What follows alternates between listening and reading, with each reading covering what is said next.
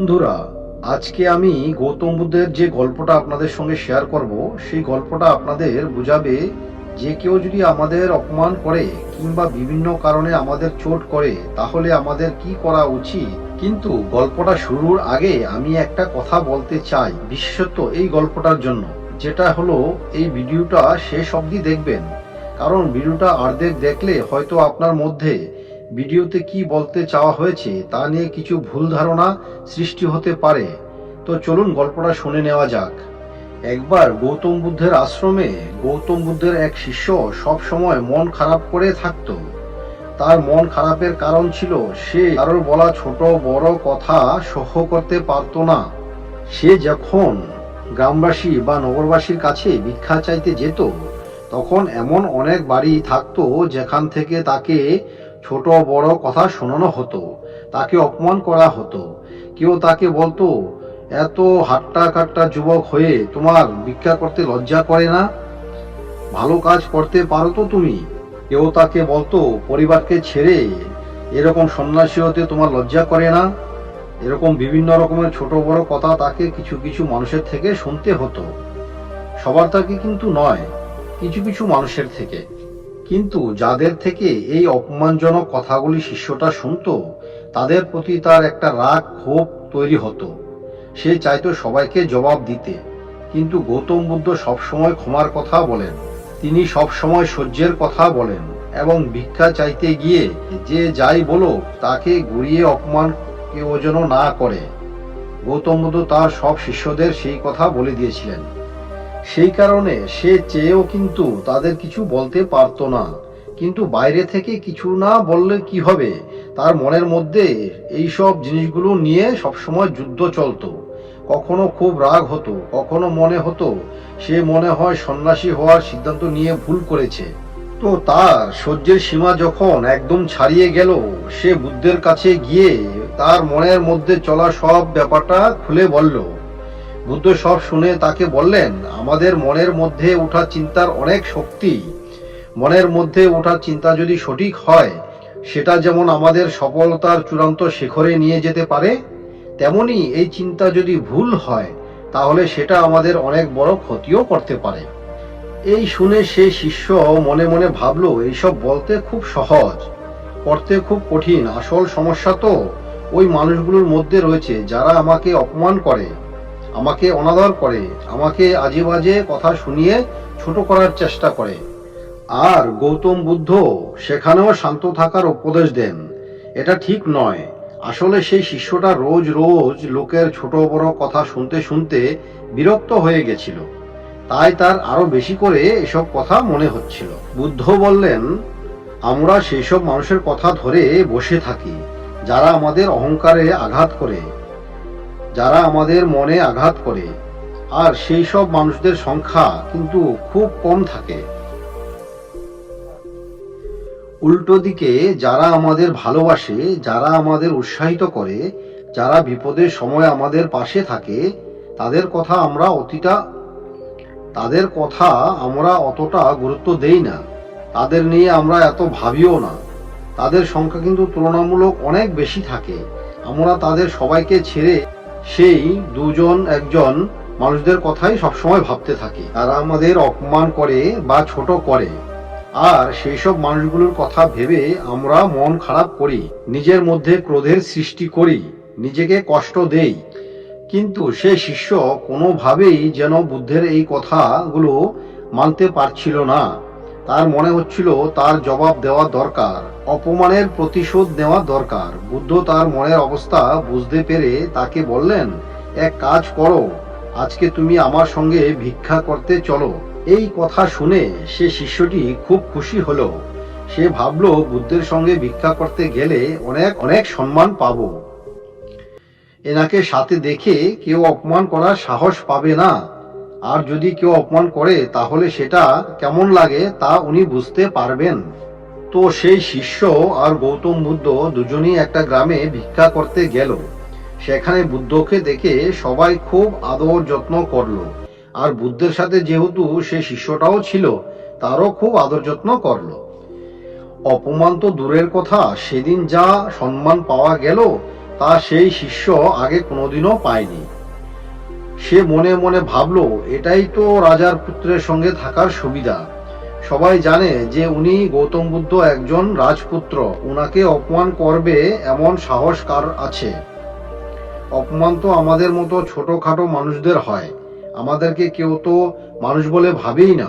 বুদ্ধ সেই শিষ্যর মুখের হাসি আর আনন্দ দেখে মুচকি হাসলেন।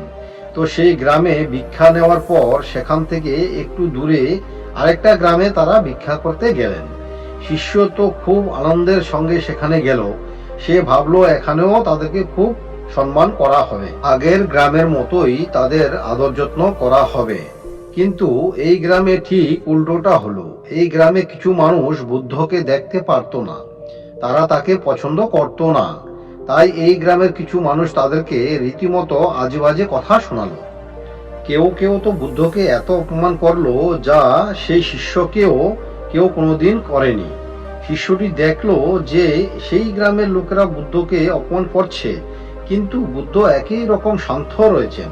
তিনি সেই মানুষদের আশীর্বাদ করছেন, তাদের কল্যাণ চাইছেন আর হাসি মুখে সেখান থেকে বেরিয়ে যাচ্ছেন। এসব দেখে সে খুব অবাক হয়ে গেল। তো ভিক্ষা নেওয়া হয়ে গেলে গৌতম বুদ্ধ সেই শিষ্যকে নিয়ে আশ্রমে ফিরে আসলেন। ফিরে আসার পর শিষ্যটি লক্ষ্য করলো বুদ্ধের মধ্যে কোনো পরিবর্তন নেই। তিনি অন্যদিন যেমন থাকেন আজও তেমনই আছেন। সে মনে মনে ভাবলো, বুদ্ধের কি এত অপমানের পরেও একটু খারাপ লাগেনি? তিনি এত শান্ত রয়েছেন কি করে? তো সে আর ধৈর্য ধরতে না পেরে বুদ্ধকে বলে দিল, হে বুদ্ধ, আমার মনে হয় আমাদের ওই গ্রামকে বহিষ্কার করা উচিত। আমাদের কারোরই ওই গ্রামে আর ভিক্ষা করতে যাওয়া উচিত নয়।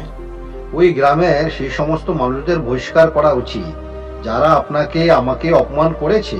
আমার তো তখন থেকে রাগে শরীর জ্বলে যাচ্ছে, মনে হচ্ছে এখনই গিয়ে ওদের কিছু কথা শুনিয়ে আসি। আপনি কি করে এত শান্ত রয়েছেন? আপনার কি ওদের কথা একটুও খারাপ লাগেনি? বুদ্ধ হেসে বললেন, আচ্ছা ধরো তুমি একটা কোদাল নিয়ে মাটি খুঁড়তে এলে, তো পৃথিবী কি তার প্রতিবাদ করবে?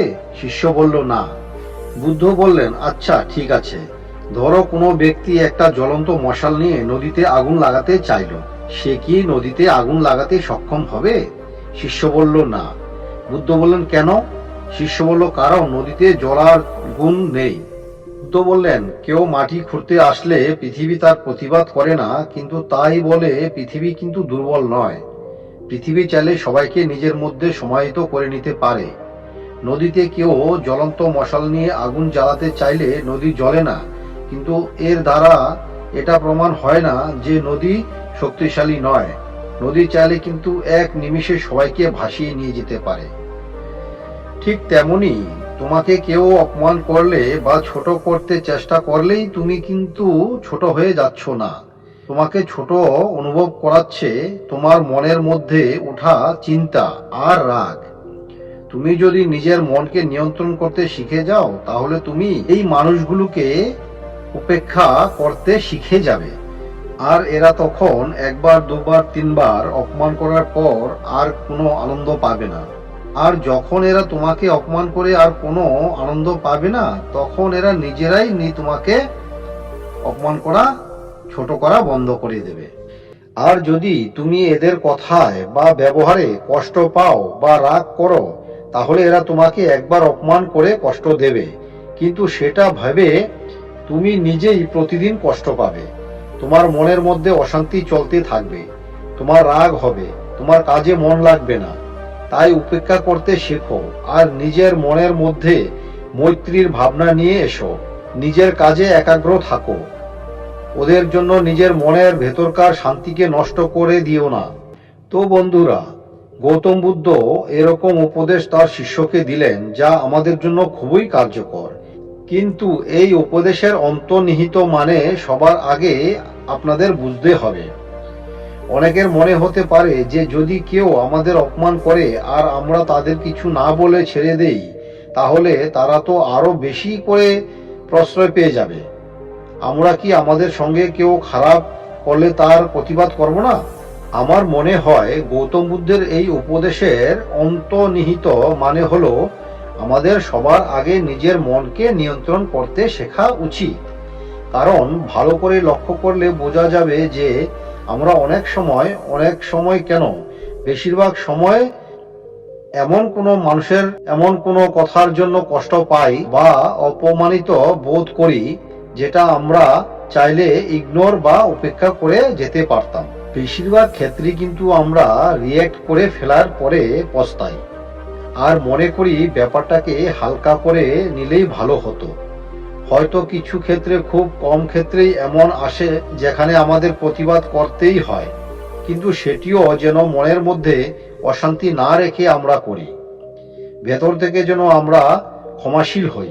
বাইরে থেকে হয়তো মারাত্মক কিছু ঘটনার পরিপ্রেক্ষিতে আমাদের প্রতিবাদ করতে হতে পারে, যেখানে সত্যিকারের উপর মানুষটা খারাপ করছে, কিন্তু ভেতর থেকে যেন আমাদের মনে তার প্রতি মৈত্রীর ভাবনা থাকে।